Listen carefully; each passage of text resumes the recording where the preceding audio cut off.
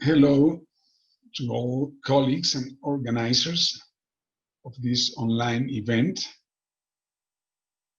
I am Germán Bula, member of WOSC and magistrate of the Council of State of Colombia. Let me share with you my presentation.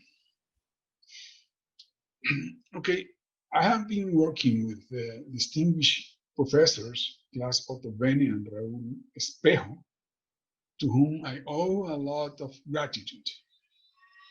But I am the solely responsible for the following reflections that I hope will be provocative.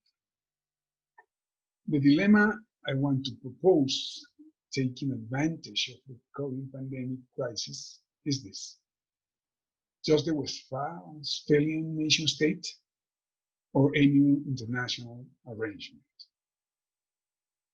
It is very well known that interactions between people, communities, and so on has been accelerating in recent decades.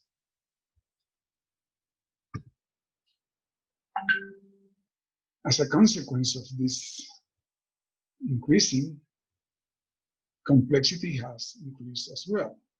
So dealing with complexity has become one of the most relevant issues for humanity.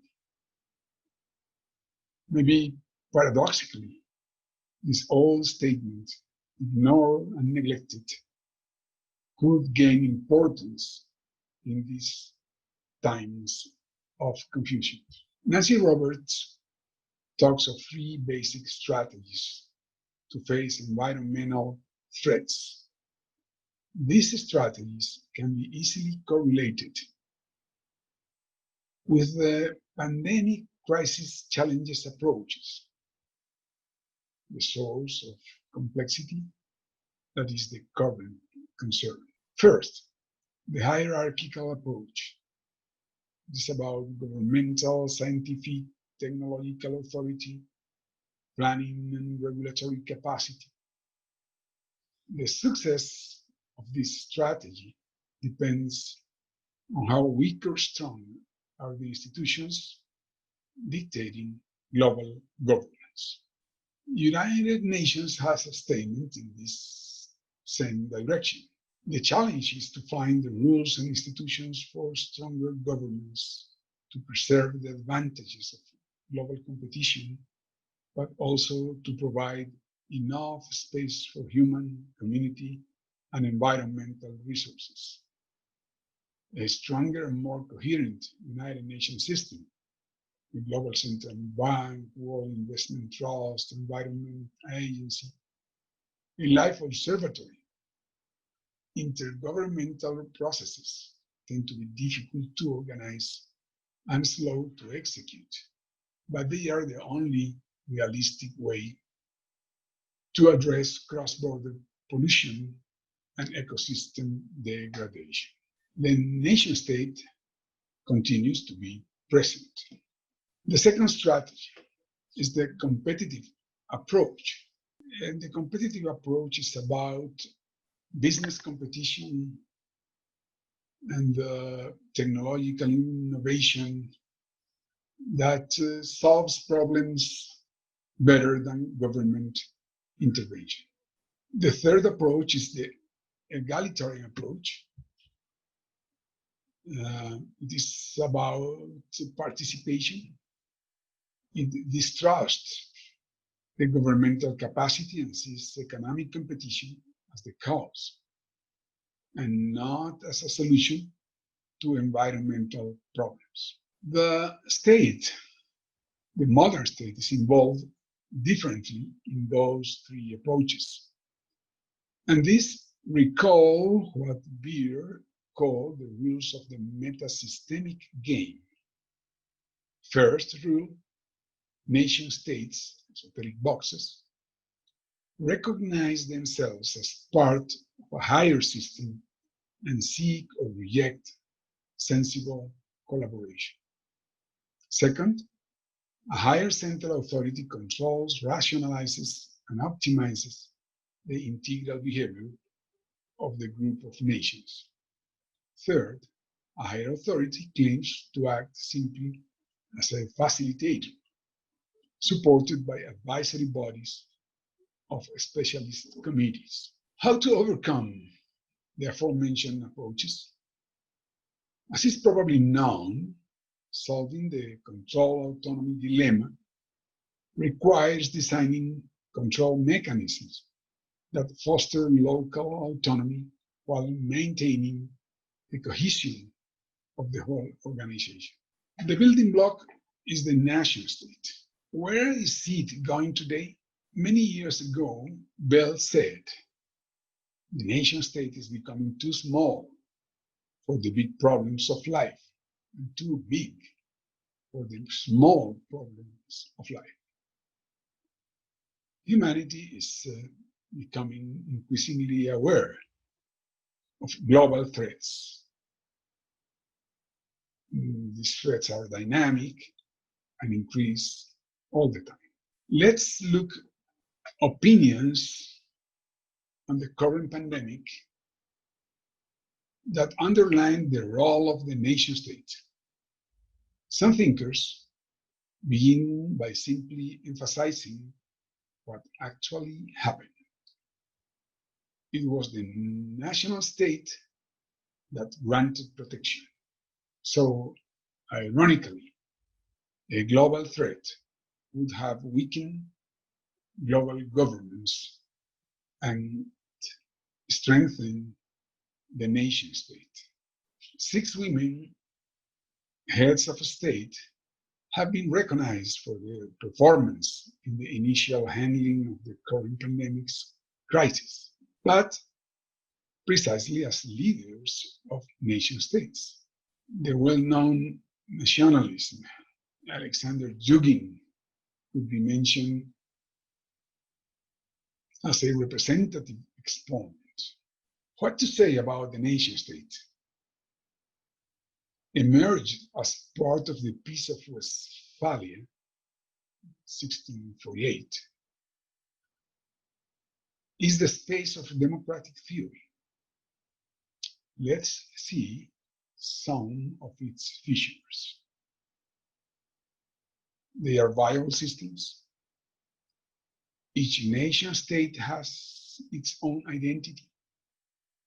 They imply borders and closure. They have the capacity to establish economic and fiscal policies. They have the monopoly on the legitimate use of force, in principle, and at various degrees, of course. They provide or regulate the provision of most public services.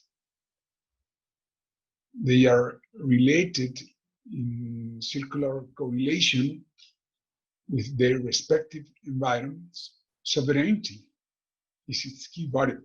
It is weaker than before and does not have the sovereignty that it used to have. Under such conditions, the ability of the nation state to meet the expectations of the people, of course, diminishes. They obey to Le Chatelier principle, a high degree of ultra-stability, and the overwhelming characteristic of the nation states is their immense diversity and asymmetry.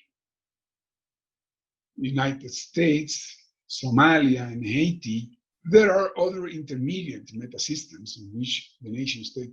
This problematic and messy meta-systemic landscape is at the center of the debate today.